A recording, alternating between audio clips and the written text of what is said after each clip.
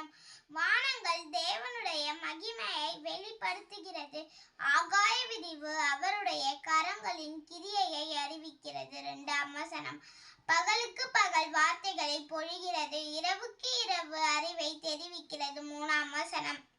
அவைகளுக்கு பேச்சும் இல்லை, வார்த்தையும் இல்லை, அவைகளின் சத்தம் கேட்கப்படுவதும் இல்லை. 4ஆம் வசனம். ஆகிலும் அவைகளின் சத்தம் பூமியெங்கும், அவைகளின் வசனங்கள் பூச்சக்கரத்தை கடைசி வரைக்கும் செல்லுகிறது. அவைகளில் சூரியனுக்கு ஒரு கூடாரத்தை ஸ்தாபித்தார். 5ஆம் வசனம். அது தன் மணவரையிலிருந்து புறப்படுகிற மணவாளனை போல் இருந்து பராக்கிரமசாலியை போல் தன் பாதையில் ஓட மகிழ்ச்சியாயிருக்கிறது. 6ஆம் வசனம்.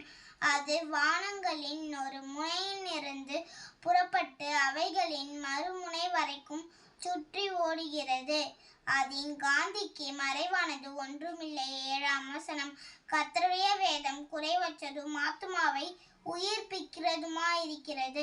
கர்த்தருடைய சாட்சி சத்தியமும் பேதையை ஞானியாக்குகிறதுமாயிருக்கிறது. 8ஆம் வசனம்.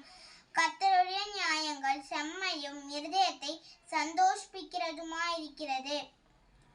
கர்த்தருடைய கற்பனை தூய்மையும் கண்களை தெளிவிக்கிறதுமாயிருக்கிறது. 9ஆம் வசனம். கர்த்தருக்கு பயப்படுகிற பயம் சுத்தமும் என்றைக்கும் நிலைக்கிறதுமாயிருக்கிறது.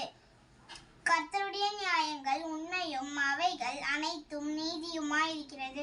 10ஆம் வசனம். அவைகள் பொன்னிலும் மிகுந்த பசும் பொன்னிலும் விரும்பப்படத்தக்கதும் தேனிலும் தேன்கூட்டிலிருந்து ஒழுகும் தெளித்தேனிலும் மதுரமுள்ளதுமாயிருக்கிறது. 11ஆம் வசனம். அன்றியும் அவைகளால் உமது அடியேன் எச்சரிக்கப்படுகிறேன், அவைகளை கை கொள்கிறதினால் மிகுந்த பலன் உண்டு. 12ஆம் வசனம். தன் பிழைகளை உணர்கிறவன் யார்? மறைவான குற்றங்களுக்கு என்னை நீங்களாக்கும். 13ஆம் வசனம். துணிகரமான பாவங்களுக்கு உமது அடியேனை விலக்கி காரும், அவைகள் என்னை ஆண்டு கொள்ள ஒட்டாதிரும். அப்பொழுது நான் உத்தமனாகி பெரும் பாதகத்திற்கு நீங்களாயிருப்பேன். 14ஆம் வசனம்.